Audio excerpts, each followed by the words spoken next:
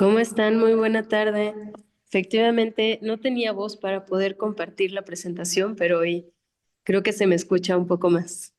Ya se le escucha, ya escuchamos su voz.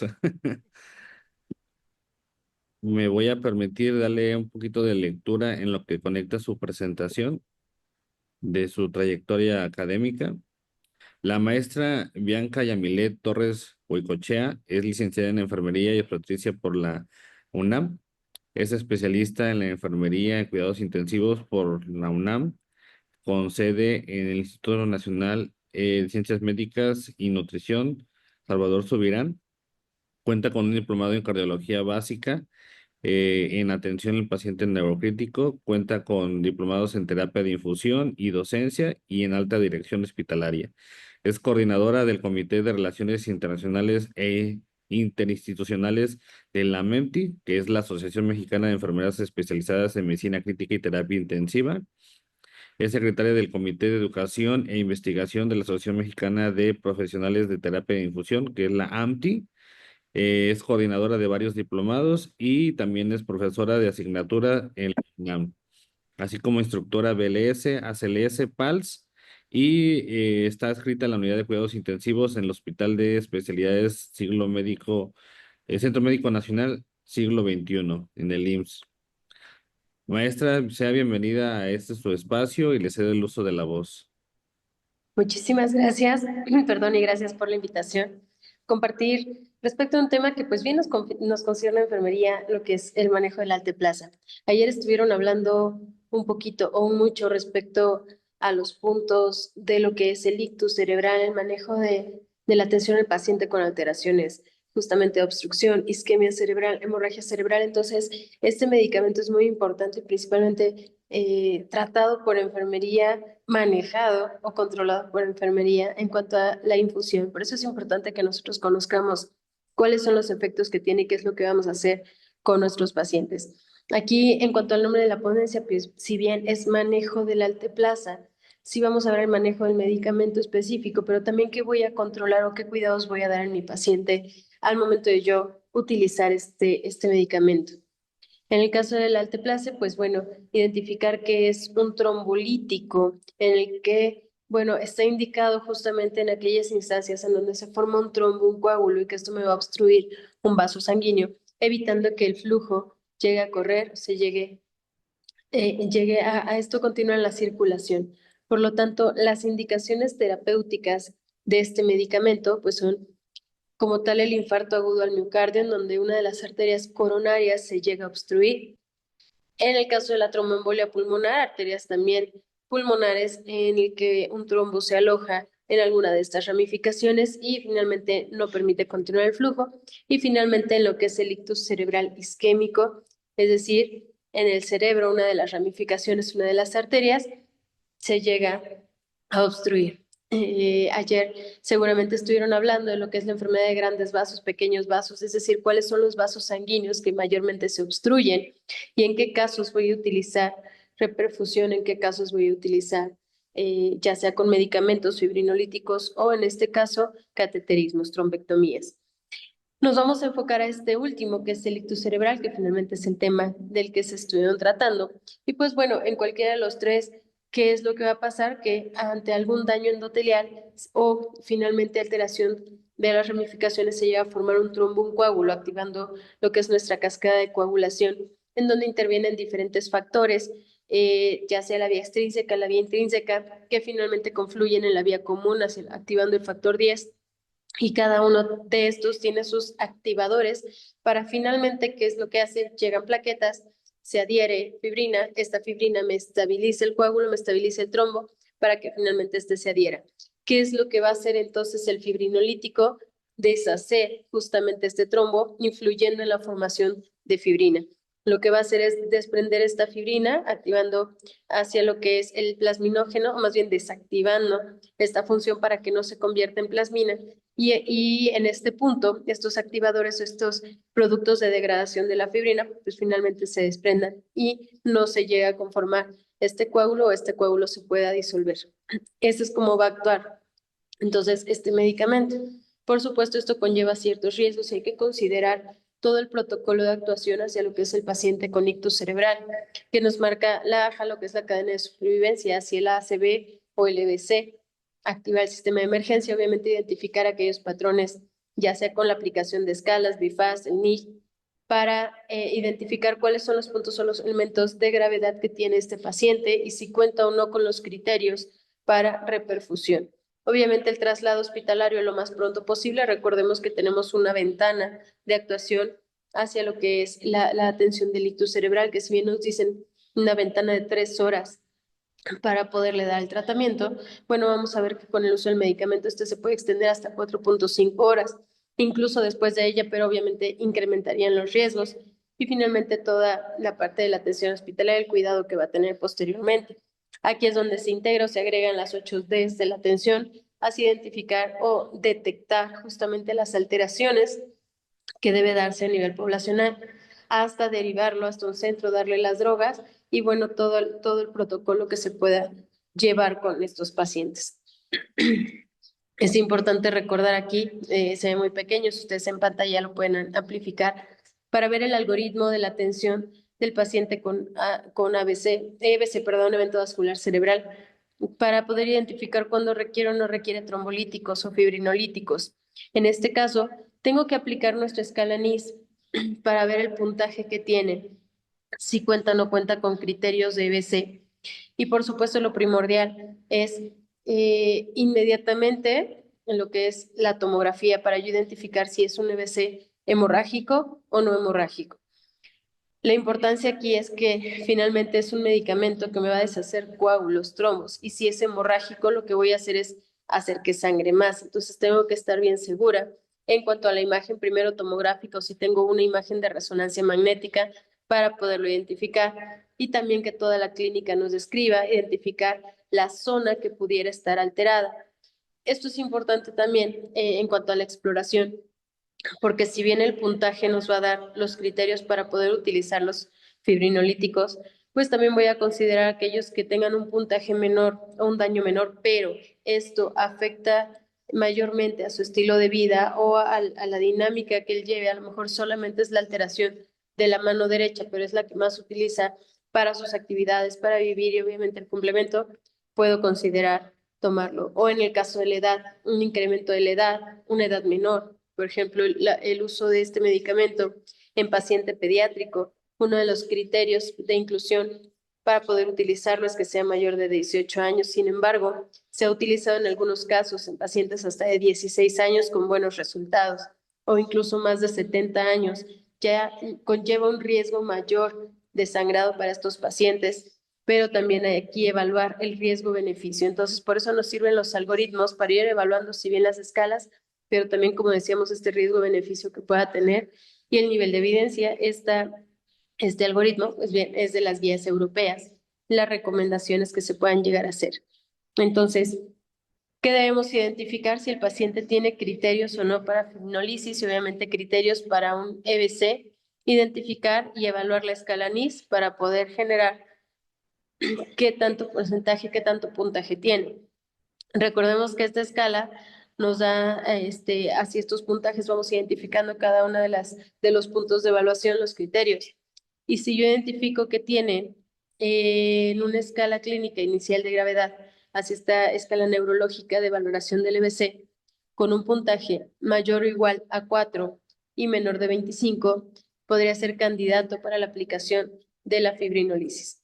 Entonces, entre este puntaje decíamos, si es menor de 4, pero tiene criterio, en este caso a calidad de vida, estilo de vida que pueda verse modificado con este criterio, pues obviamente lo vamos a considerar y esto va a juicio clínico o juicio crítico de quien está en toma de decisión en ese momento. Es importante que en todo momento yo esté aplicando la escala, no solamente inicial, sino también para ver los cambios posteriores a la reperfusión que se esté realizando. Hay diversos estudios, decíamos, en cuanto a la ventana. Muchos de los algoritmos nos marcaban hasta 3 horas. Actualmente las guías ASLS de la AJA ya nos marcan esta extensión del tiempo del ictus hasta 4.5 horas, incluso su uso posterior a ello en el ataque cerebrovascular o en este caso el EBC isquémico. se expande la ventana, el rango, también dando más oportunidad a estos pacientes a que se pueda tener esta reperfusión y considerando siempre la zona de penumbra en lo que sería la imagen tomográfica para ver la reperfusión que pudiera tener. ¿Cómo es que yo voy a tratar en este caso con el fibrinolítico? Tengo que considerar la dosis y vamos a utilizar, en este caso es importante el peso del paciente, si nosotros conocemos el peso, si no hacemos un cálculo inicial. Y la dosificación que yo le voy a dar, en este caso es de 0.9 miligramos por kilogramo de peso. Es la dosis que voy a tratar para el fibrinolítico, 0.9 miligramos por kilogramo de peso. Esto, la dosis máxima que voy a dar es de 90 miligramos, es decir, aunque mi paciente tenga obesidad o el puntaje ya con el cálculo sea mayor, la dosis máxima que yo voy a implementar es de 90 miligramos. Al momento de reconstituir el vial, obviamente la dosis que quede se desecha. ¿Cómo voy a infundir o cómo voy a administrar este medicamento?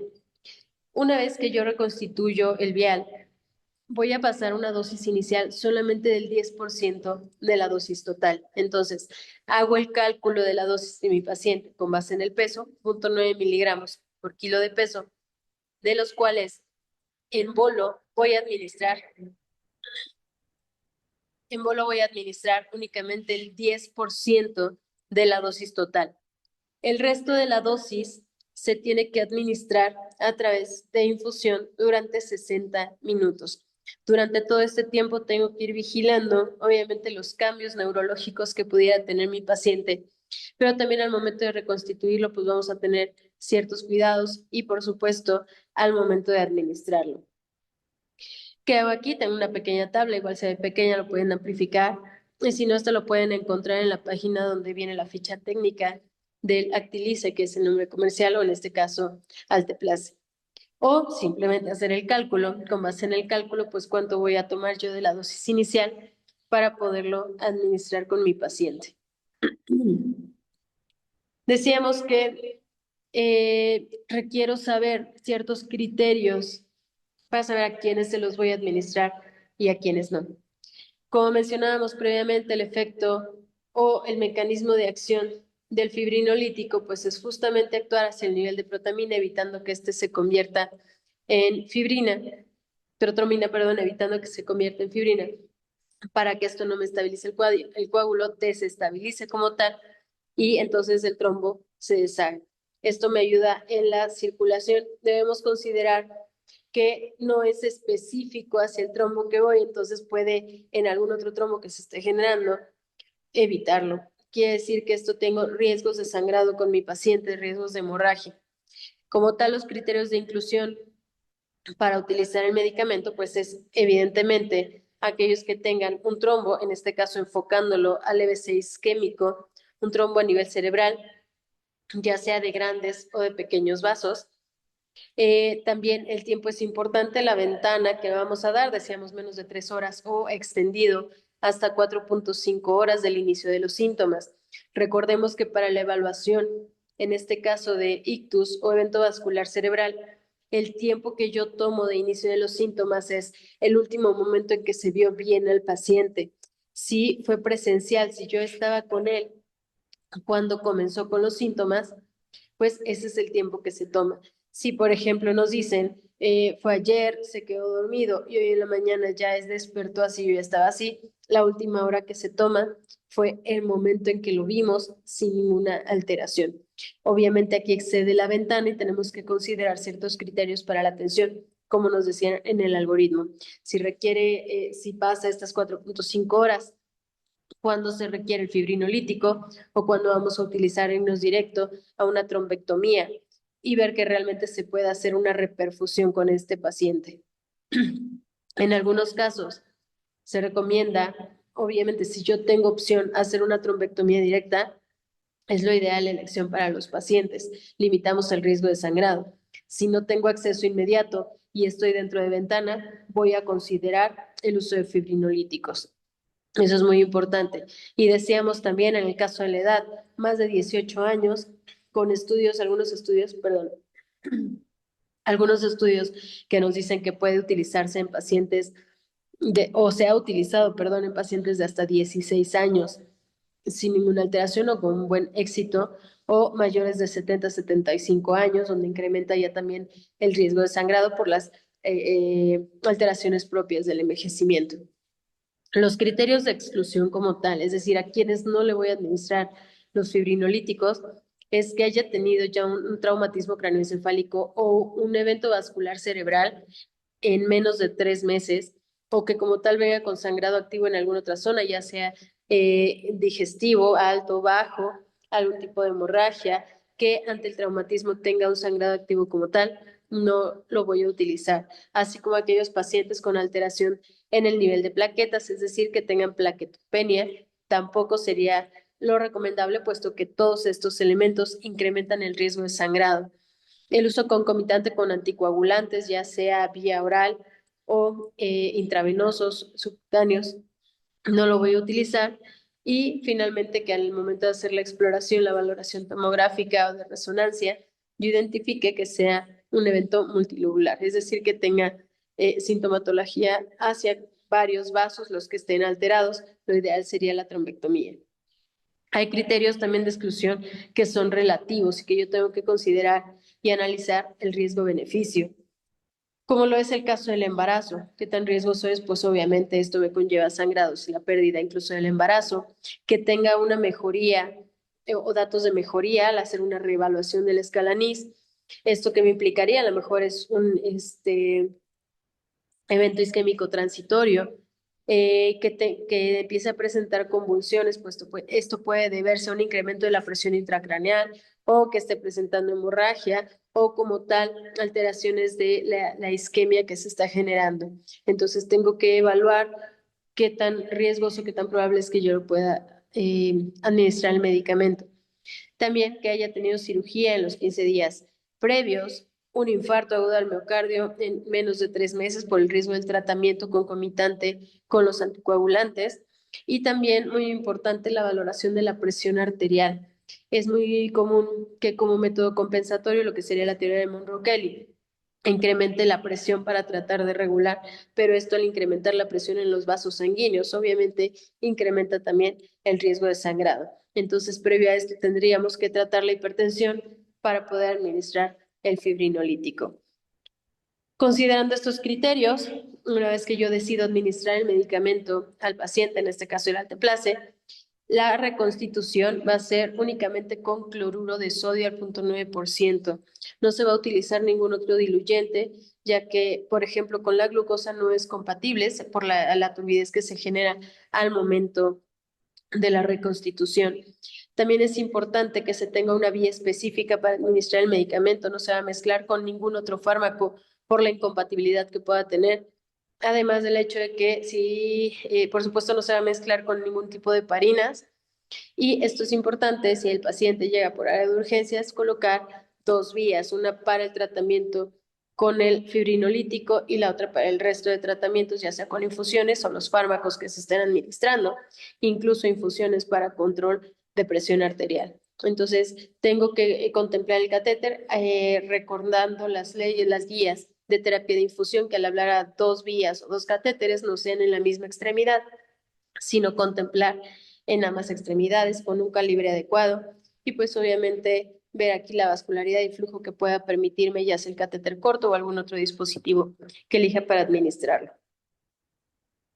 Al momento de hacer la reconstitución, muy importante, como en cualquier vial, pues obviamente la limpieza que se va a hacer al frasco, a los frascos previo a abrirlo. Cuando yo abro la caja de nuestros viales, viene uno con el diluyente y otro con el polvo liofilizado. ¿Qué es lo que voy a hacer? Mezclarlos. Viene una bayoneta para poderlo mezclar, como se muestra en la imagen, en donde aquí vamos a identificar. Una vez que lo limpio, voy a colocar la bayoneta primero hacia la parte del polvo, posteriormente hacia la parte del agua, para mezclarlos, y esto lo que voy a hacer es obviamente invertirlo.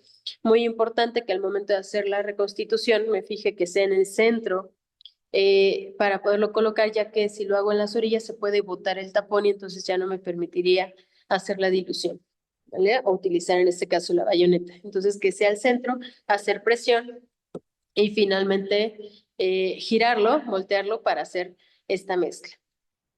Una vez que se reconstituya, lo que voy a hacer es con jeringa tomar la dosis que yo voy a requerir, la dosis inicial decíamos del 10%, para esto poderlo utilizar con el tratamiento de mi paciente. Obviamente, entre más rápido se haga todo este tratamiento, pero también considerando todas las evaluaciones previas que teníamos. Discúlpenme. Bien, al hacer la reconstitución es muy importante considerar también los medios de almacenamiento que se tengan, si tiene que protegerse. Se puede almacenar, no requiere refrigeración, pero sí a menos de 27, 28 grados, poderlo mantener y obviamente siempre teniendo nuestros correctos con el paciente, que sea el paciente correcto, la dosis correcta, siempre verificarla haciendo nuestros cálculos con base en el peso y hacer el cálculo también de la dosis inicial del 10%, la vía que la voy a administrar, vía intravenosa, también para mi paciente, y la fecha de caducidad, muy importante también revisarla para poderlo administrar. Todos nuestros correctos, pues yo tendría que irlos revisando, por supuesto, la indicación terapéutica, etcétera. Y la vía, dijimos que no se vaya a mezclar con ningún otro fármaco. Hacia este momento voy a hacer la reconstitución, lo voy a colocar y aquí viene el paso a paso de cómo voy mezclando nuestros viales, nuestros frascos para reconstituir nuestra droga, nuestro fármaco, que es básicamente lo que les acabo de explicar hace un momentito. ¿Qué debemos considerar también para los cuidados que yo voy a ver? Esto es tratamiento del fármaco específicamente, hacia la mezcla, la dilución, y decíamos lo tomo con jeringa y finalmente lo voy a infundir. ¿Qué es estos cuidados que yo voy a dar ahora con mi paciente o considerando estos cuidados con mi paciente? Lo que voy a hacer es considerar primero el tiempo que dura la vida media que tiene nuestro fármaco. El aclaramiento plasmático que se tiene va a una velocidad de 550 a 680 mililitros minuto. La eliminación de este fármaco va a ser por vía hepática, por lo que tenemos que considerar la función hepática, pero no se va a alterar con el uso de otras proteínas o la circulación vaya del resto de las proteínas plasmáticas al momento del uso del fármaco. Al tener este aclaramiento plasmático, ¿qué quiere decir o qué consideramos? Que a los 20 minutos de haber administrado el fármaco, solamente menos del 10% del valor inicial se va a encontrar en el plasma. El resto, esto sería nuestra vida media o tiempo de vida media alfa. En este caso, la cantidad residual, que sería la vida media beta, va a tardar en eliminarse aproximadamente unos 40 minutos, pero dijimos que es menos del 10% del fármaco que estamos administrando. Quiere decir que es el tiempo que yo voy a considerar para toda la evaluación de los riesgos que pudiera tener mi paciente. Por eso, la evaluación que se hace cada 5, cada 15 minutos, estar evaluando nuevamente nuestras escalas y ver que no se haya modificado nuestra evaluación neurológica, que continúen los datos o que finalmente vayan disminuyendo estas alteraciones.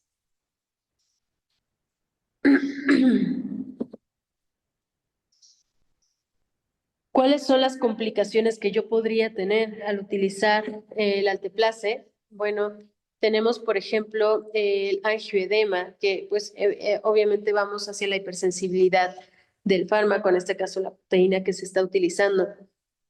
¿Qué es lo que tengo que hacer si se llega a presentar el angioedema? Este se presenta en aproximadamente el 1 al 5% de los casos o de los pacientes que reciben la administración del alteplase.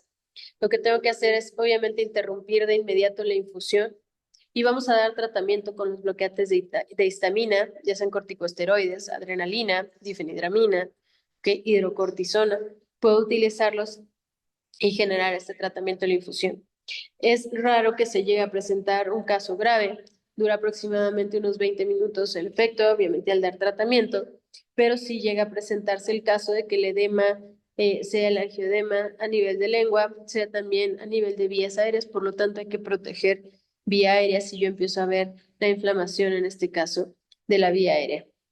Y sería necesario una intubación endotraqueal para protegerla. Generalmente esta complicación está asociado con el uso de de fármacos que actúan sobre la enzima convertidora de angiotensina, los inhibidores de la enzima convertidora de angiotensina. Por eso, si tienen estos fármacos, tenemos que estar vigilando más esta complicación, aunque dijimos que se presenta en casos raros, pues sí tenemos que estarlo vigilando en cuanto al paciente nos refiera, ya sea el hormigueo o el edema. Otra complicación que se puede llegar a generar, por supuesto, son las hemorragias, que de un EBC isquémico, este se convierta en un EBC hemorrágico. ¿Cómo nos vamos a dar cuenta? Pues tengo que ver los cambios, como dijimos, en el estado neurológico. Voy a estar aplicando cada 5 minutos, cada 15 minutos las escalas, ya sea un bifazo, en este caso el NIS, estar aplicando la evaluación para ver cómo va cambiando el puntaje. ¿Qué es lo que tengo que hacer? Evidentemente, suspender también la infusión del fibrinolítico, en este caso el alteplase. Vamos a tomar muestras para ver cómo están los conteos, los tiempos de coagulación y en este caso fibrinógeno, tromboplastina. Hay que administrar crioprecipitados, en este caso considerar la aféresis plaquetaria o en este caso concentrados plaquetarios y también lo que sería plasma para ayudar a los factores de coagulación. Vamos a administrar, en todo caso, si se estuvieran utilizando heparinas, que dijimos que esto me incrementa el riesgo, lo ideal sería no utilizarlos previo a la decisión de administrarlo, pues vamos a administrar protamina, 50 miligramos vía intravenoso, y también, pues obviamente directamente en neurología, hacia tomar la tomografía para identificar la hemorragia que se está presentando y si fuera la alteración. Obviamente al ser grandes vasos, dependiendo de la arteria que esté alterada, pues vamos a ver el riesgo que pudiera tener de sangrado, ya sea en las carotidas internas, la arteria cerebral media, que es la que más comúnmente se obstruye o tiene estas alteraciones. Otra de las complicaciones que pudieran generarse, en este caso, sería el aumento de la presión intracraneal. ¿Qué vamos a hacer ante este incremento? Bueno, tenemos que considerar de igual manera la suspensión porque este incremento puede deberse incluso en una hemorragia que se esté presentando, entonces vamos a evaluar de igual manera si fuera una hemorragia intracraneal o que se haya convertido a un EBC hemorrágico. Hay que evitar cualquier estímulo que pueda incrementar la presión intracraneal, ya sea la tos, el dolor, la movilización, cualquier estímulo, estornudos incluso que puedan generarlo y por supuesto convulsiones que se puedan generar. Como tal, no está indicado el tratamiento anticonvulsivo en pacientes que tengan un EBC, pero si nosotros vemos un incremento de la PIC posterior al uso del fibrinolítico, pues tenemos que evaluarlo. ¿Qué más vamos a hacer? Pues todas las medidas antiedema que conocemos, la cabecera a 30 grados para disminuir la presión intracraneal. Hay que considerar también el tratamiento osmótico, y es el manitol, para poderlo disminuir. Y por supuesto, en conjunto con el punto número 1, que sería evitar los diferentes estímulos. Creo que me sacó, no sé si alcanzan a ver la pantalla. Ya, ya. Seguro. Listo. Ya, listo. Me dice que ya me tardé. Vamos a ver, entonces, maximizar el nivel de pseudoanalgesia, conjunto con lo que estaban mencionando en la ponencia anterior, pues ver el nivel de pseudoanalgesia que tenga mi paciente es muy importante para limitar dolor, limitar estímulos y que, pues bueno, si nosotros vemos los antecedentes de los pacientes que presentan un EBC, generalmente tienen comorbilidades hacia lo que es hipertensión arterial y todo esto me va a ayudar o va a favorecer el incremento de la PIC. Entonces tenemos que hacer esta relación, incluso el monitoreo también sería importante, el monitoreo BIS para ver justamente cómo está la pseudoanalgesia, incluso en electroencefalografía, pues que sería derivado hacia áreas críticas o el monitoreo en áreas críticas.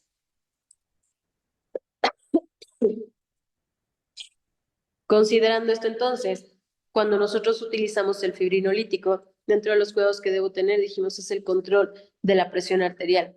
¿Cuándo debo controlarlo? Antes, durante y después de la terapia trombolítica. Como dijimos, este incremento de la presión se incrementa, obviamente a nivel cerebral, los vasos sanguíneos cerebrales son más lábiles a estos cambios de presión, a estos incrementos, por lo tanto, tengo más riesgo de que estos lleguen a sangrar y se pueda convertir en un EBC hemorrágico. Por lo tanto, yo voy a estar controlando la presión arterial cada 15 minutos durante 2 horas, posteriormente cada 30 minutos durante 6 horas, y posteriormente durante 16 horas del trombolítico lo voy a estar evaluando cada hora, ¿de acuerdo? Si la presión arterial sistólica es mayor a 180 milímetros de mercurio y la diastólica menor a 105, tenemos que administrar nuestros tratamientos antihipertensivos. Se llega a hablar de una hipertensión permisiva en el caso de paciente neurológico para mantener todo lo que es la zona de penumbra y obviamente aumentar la reperfusión y la presión de flujo cerebral. Sin embargo, ante el tratamiento de fibrinolítico, pues tengo que controlarlo. ¿Cuáles son nuestras metas de presión arterial? Previo al trombolítico, tiene que ser igual o inferior a una sistólica de 185, diastólica de 110. Si es más alta que eso, yo tengo que darle tratamiento antihipertensivo, ya sea mediante infusión o los medicamentos. Recordemos que no lo voy a hacer vía sublingual, no debo bajar súbitamente la presión arterial, porque esto me implicaría un cambio en la presión intracraneal, alterando lo que es la teoría de Monroe-Kelly, y por supuesto esto deriva en alteración neurológica o puede complicarnos la situación con nuestro paciente. Entonces, la reducción de la presión tiene que ser gradual para yo irlo considerando. Una vez que administro mi tratamiento trombolítico, pues la presión tiene que ser menor a 180 sistólica, 105 diastólica. Estas son las metas que voy a mantener para el control de la presión arterial en el caso del paciente cuando se está utilizando trombolítico y por supuesto también considerando cuando se habla de un evento vascular cerebral isquémico. Con esto que nos lleva, que vamos a deducir o cuáles son las conclusiones de esta situación, que si bien hablamos, una cosa es hablar del manejo del fármaco, manejo del alteplasa en este caso, y otra los cuidados que voy a dar a mi paciente.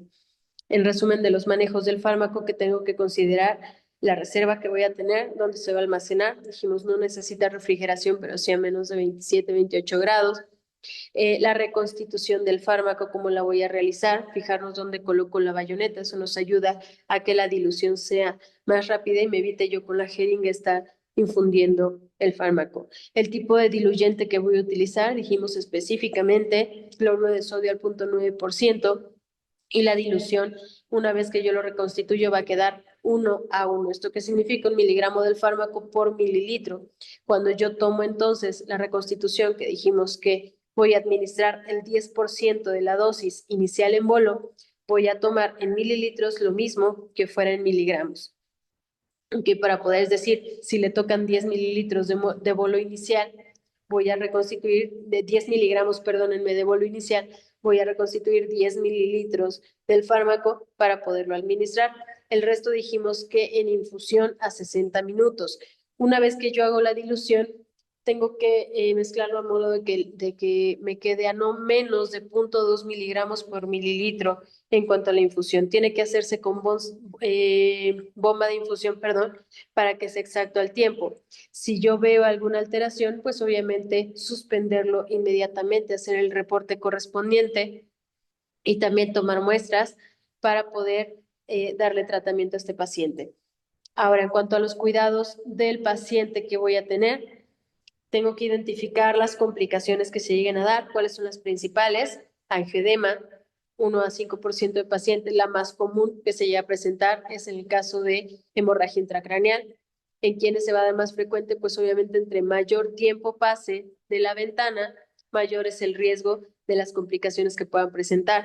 También tiempo de cerebro, entonces entre más tiempo me tarde en hacer la reperfusión, ya sea porque el paciente arriba a un área hospitalaria, en mayor tiempo o porque no se hace la detección en el tiempo de manera inmediata o la reconstitución o en este caso el manejo de la presión arterial también nos retrasa el manejo fibrinolítico, pues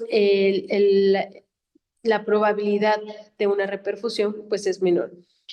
Recordemos que el algoritmo nos marca también que hay quienes son candidatos a utilizar fibrinolítico y posteriormente tratamiento con cateterismo, una trombectomía, o quienes van directo a trombectomía sin utilizar fibrinolítico, o en este caso quienes requieren directamente o específicamente el fibrinolítico. También tengo que considerar dentro de estos datos de hemorragia inmediatamente el tratamiento, suspenderlo para evitar que esto se siga complicando. Y los cuidados que voy a dar antiedema, medidas ante el incremento de la presión arterial. Como vemos, es un fármaco específico del que estamos hablando, que lo vamos a utilizar en los casos de el manejo de lo que sería el ictus isquémico, el ictus cerebral, pero también, bueno, tenemos otros fármacos que se llegan a utilizar. Anteriormente nos decían de la streptokinasa, recordemos, no se utiliza ya por las reacciones alérgicas que se presentaban. Y si recuerdan el esquema inicial, que finalmente la uroquinasa también bloquea este punto de la formación de fibrina, pero tiene más complicaciones en cuanto a las reacciones alérgicas que puedan presentarse. Tenemos otros que son un poquito más específicos, pero es muy raro que los lleguemos a ver y el nivel de efectividad. Por eso el alteplase es el que más utiliza en este caso del ictus cerebral.